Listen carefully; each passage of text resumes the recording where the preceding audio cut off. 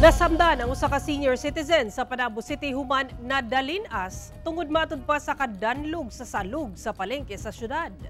Ani report ni John D. Esteban.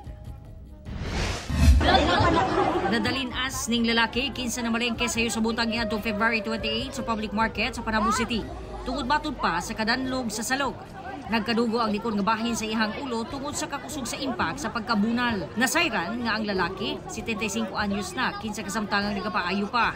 Sa gipagulang pahayag sa Panabo City Economic Enterprise Management and Development Office o CEMDO, ilahang gikasubo ang panghitabo taliwala matud pa sa signage nga nagpasidaan sa publiko nga danlog ang salog. Gipasabot sa CEMDO nga tungod matud pa sa sigyo bulan nagka-moisture ang tiles sa palengke.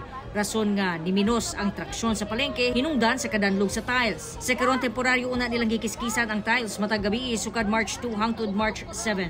Aron dili na danlog ang ibabaw sa salog, ilabi na kung mabasa aron malikayan ang samang hitabo.